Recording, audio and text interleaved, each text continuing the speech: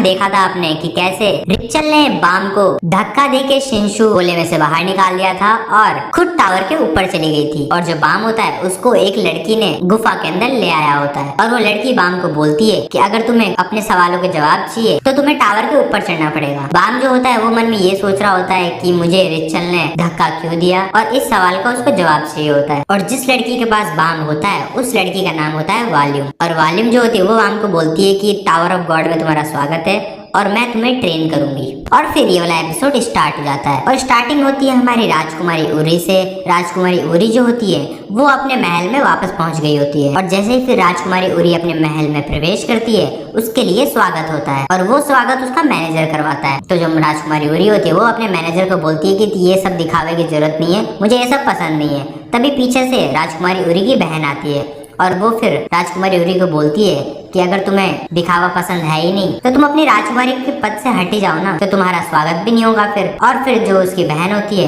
वो राजकुमारी उरी को बोलती है कि मैंने सुना है तुम्हारी ग्रीन एप्रिल की जो तलवार थी वो तुम्हें वापस मिल गई है। और फिर जो राजकुमारी उरी की बहन होती है वो राजकुमारी उरी को बोलती है कि आपके लिए दो तलवार को संभालना थोड़ा मुश्किल होगा, तो एक काम करिए मुझे दे दीजिए। तो राजकुमारी उरी फिर उसका रिप्लाई देती है और बोलती है अपनी बहन को, आप तो अब बूढ़े हो चुके हैं तो आप क्या चलाएंगे तलवार, आप रहने दीजिए। और फिर राजकुमारी उरी वहाँ से चली जाती है। और फिर जैसे राजकुमारी उरी आगे जाती है तो उनकी एक और बहन दिख जाती है और वो जो बहन होती है वो राजकुमारी उरी को फिर कॉन्ग्रेचुलेशन बोलती है और बोलती है कि बधाई हो कि आपको वो ग्रीन तलवार वापस मिल गई। उसके बाद जो राजकुमारी उरी होती है वो अपनी बहन को एक काम बताती है। वो बोलती है कि जो बाम है उसको तुम ढूंढ के लाओ। तो उसकी बहन फिर राजकुमारी उरी को बोलती है कि बाम तो मर गया है ना। तो राजकुमारी उरी फिर रिप्लाई देती है और बोलती है कि नहीं, वो मरा नहीं है, ये सारी बातें झूठी है। और फिर जो उसकी बहन होती है वो राजकुमारी उरी को बोल देती है कि ठीक है मैं उसे ढूंढ लाऊंगी। और फिर कहानी स्विच हो जाती है। तो इस कहानी स्विच होकर जाती है एक अननोन पर्सन के पास जो कि टावर के 28th फ्लोर पे होता है। और जो ग्रीन सूट बॉय होता है वो मन में ये सोचता हुआ जाता है कि मैं अभी 28th फ्लोर पे हूँ और यहाँ पे जितने भी रेगुलर्स हैं वो सब टेस्ट पास करने के लिए आएंगे और जितने भी 28th फ्लोर पे टेस्ट कंटेस्टेंट होते हैं उनको एक ई रैंक हासिल करना होता है जिससे वो नेक्स्ट फ्लोर के लिए एलिजिबल हो सकते हैं। तो जो ये ग्रीन सूट बॉय होता है ये मन में यही सोचते जाता है कि मैं इस बार कैसे भी करके ये टेस्ट पास कर लूंगा। एक्चुअली गाइस जो ये टेस्ट देने जा रहे होते हैं ई रैंक वाला, वो टेस्ट हर रेगुलर इसलिए पार नहीं कर पाता क्योंकि वहाँ पे तगड़े तगड़े मॉन्स्टर्स होते हैं जिनका मुकाबला कोई नहीं कर पाता, इसलिए ये टेस्ट पास नहीं कर पाता कोई। और जो ग्रीन सूट बॉय होता है वो मन में ये सोच रहा होता है कि मैं सबसे अलग हूँ और मैं टेस्ट पास कर लूंगा। और फिर कहानी स्विच हो जाती है और कहानी स्विच होकर आती है ग्रीन सूट बॉय के घर पे। वो घर पे नहा रहा होता है, तभी पीछे से एक आदमी आता है और वो उसको बोलता है कि सर आप मेरे पैसे कब दोगे। जो ग्रीन सूट बॉय होता है उसने पैसे उधार लिए होते हैं एक आदमी, तो वो आदमी वापस से अपने पैसे लेने आया होता है। लेकिन जो ग्रीन सूट बॉय होता है वो वहां से भाग रहा होता है कि मैं कैसे भी करके इस इंसान से बच जाऊं, लेकिन वो इंसान अपनी शक्तियों से उसको पकड़ लेता है। और फिर जो ग्रीन सूट बॉय होता है वो उस आदमी को बोलता है कि यार बच्चे की जान लोगे क्या, तुम्हारे पैसे मैं दे दूंगा, एक बार मुझे टेस्ट पास कर लेने दो। लेकिन जो वो अननोन पर्सन होता है वो फिर उस ग्रीन सूट बॉय को बोलता है कि हर बार तू यही बोलता है कि तू पास हो जाएगा लेकिन तू पास नहीं होता है, मेरे पैसे कब देगा तू, अब मुझे तेरे पे विश्वास नहीं है। और फिर वो उससे एक पेपर पर साइन करवाता है जिस पेपर में लिखा होता है कि अगर इस बार वो उस इंसान को पैसे नहीं देगा तो उसके शरीर के अंदर के सारे पुर्जे निकाल दिए जाएंगे, मतलब जो भी ऑर्गन है वो सब निकाल दिए जाएंगे। और ये बात सुन के जो वो ग्रीन सूट बॉय होता है वो शॉक हो जाता है। और फिर कहानी स्विच हो जाती है और नेक्स्ट डे हो जाता है और उस दिन उस ग्रीन सूट बॉय का एग्जाम होता है और वहाँ पे अनाउंस होता है एग्जाम्स के रूल। वो बताते हैं कि अगर आप 30 मिनट तक अंदर बने रहेंगे तो आप इस एग्जाम के अंदर क्वालिफाई हो जाएंगे और हर 3 मिनट के अंदर एक पार्टिसिपेट उस कमरे के अंदर आएगा और आपसे फाइट करेगा और जो भी 30 मिनट तक इस एग्जाम के अंदर टिका रह गया वो इस टेस्ट में पास हो जाएगा।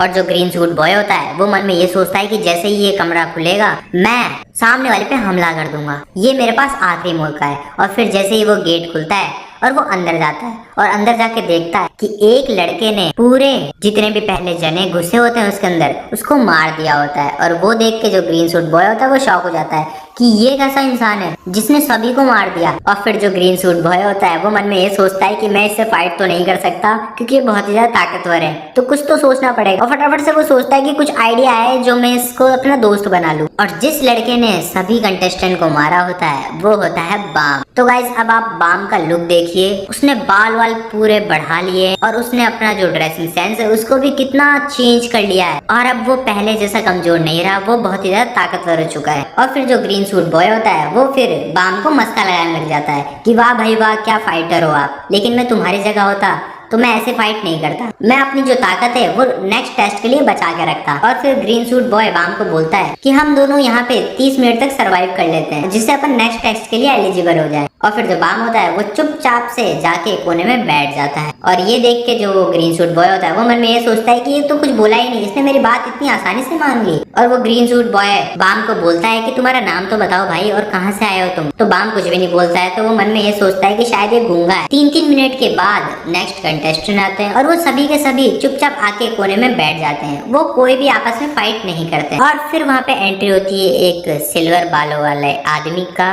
और वो आदमी फिर उस ग्रीन सूट बॉय के पास आता है और वो बोलता है कि हम लोग यहाँ पे सब इसलिए बैठे हैं क्योंकि हम अपनी ताकत फिजूल में खर्च नहीं करना चाहते, लेकिन जितने भी लोग वहाँ पे बैठे होते हैं उन लोगों के अंदर एक लेडीज और एक छोटी सी बच्ची भी होती है। तो वो सिल्वर बालों वाला आदमी ग्रीन सूट बॉय को यही बोल रहा होता है कि ये दोनों हमारे टीम के काबिल नहीं है, अगर ये हमारे साथ आगे जाएंगे भी तो ये बहुत ही ज्यादा कमजोर है। लेकिन फिर जो बाम होता है वो उन सभी को बोलता है कि देखो तुम सभी में से कोई भी इस टेस्ट के अंदर पास नहीं होने वाला। और फिर बाम सभी को बोलता है क्योंकि इस टेस्ट के अंदर सिर्फ अकेला मैं पास होने वाला हूँ और कोई भी पास नहीं होगा। और फिर जो सिल्वर बालों वाला आदमी होता है वो बाम को बोलता है कि देखो मैं बिना लड़े तो नहीं जाने वाला यहाँ से, तो तुम अगर मुझे फाइट में हरा देते हो तो बात करते हैं। और फिर जो बाम होता है वो उन सभी को बोलता है कि तुम लोग मुझे छू भी नहीं पाओगे। और फिर उन सभी में फाइट स्टार्ट हो जाती है और जो ग्रीन सूट बॉय होता है वो मन में ये सोचता है कि ये अकेला लड़का हम 5 को हरा देगा।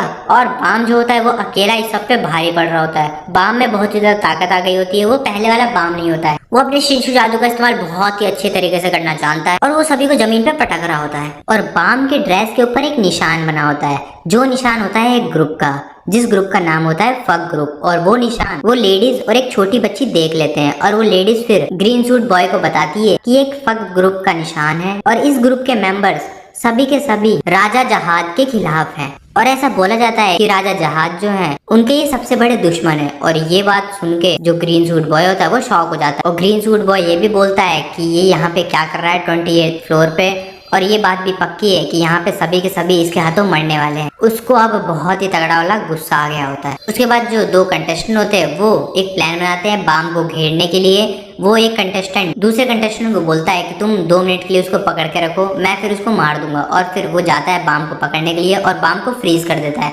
लेकिन बाम जो होता है वो बहुत ही ज्यादा फास्ट होता है, उसके बाद बहुत ही तगड़ी वाली शक्तियां होती है, वो उनके चंगुल में नहीं फंसता है और दोनों के दोनों को जमीन के ऊपर गिरा देता है। और इधर 20 सेकंड्स बचे होते हैं 30 मिनट कंप्लीट होने में। और जो ग्रीन सूट बॉय होता है वो भाग रहा होता है बाम को देख के। वो बस मन में ये सोच रहा होता है कि कैसे भी करके हम बस ये 20 सेकंड्स निकाल लें तो हम इस टेस्ट के अंदर बने रहेंगे। और बाम जो होता है वो उस ग्रीन सूट बॉय के पीछे पड़ा होता है। और उसके बाद जो ग्रीन सूट बॉय होता है वो अपनी जादुई बॉल्स फेंक देता है जो कि बॉम्ब्स होते हैं। और जैसे वो बाम के ऊपर फेंकता है उधर धमाका हो जाता है और बाम को फिर कुछ दिखता नहीं है। और बाम को उस टाइम जो पहले की यादें थी रिचल और उसके फ्रेंड्स वो एकदम से आंखों के सामने आ जाते हैं, जिससे वो नीचे झुक जाता है और खून की उल्टियां करने लग जाता है। जो ग्रीन सूट बॉय होता है वो अपनी जो जादुई बॉल उसको बाम के ऊपर फेंक देता है, जिससे बहुत ही तगड़ा वाला धमाका हो जाता है। लेकिन बाम को कुछ भी नहीं होता है और बाम के जितने भी खरोच लगे हुए थे शरीर के ऊपर वो सभी ऑटोमेटिक ठीक हो जाते हैं। और वो देख के जो ग्रीन सूट बॉय होता है वो मन में ये सोचता है इसकी जो सारी इंजरीज थी वो ऑटोमेटिक ठीक हो गई। और फिर जैसे ही बाम स्पीडली ग्रीन सूट बॉय के ऊपर वार करने जा रहा होता है जब तक टाइम खत्म हो जाता है। और टाइम के बाद कोई भी किसी के ऊपर वार नहीं कर सकता है, क्योंकि अगर वो वार करता है तो वो डिस्क्वालीफाई हो जाएगा। इसलिए जो ग्रीन सूट बॉय होता है वो बच जाता है। और फिर अनाउंस होता है कि जितने भी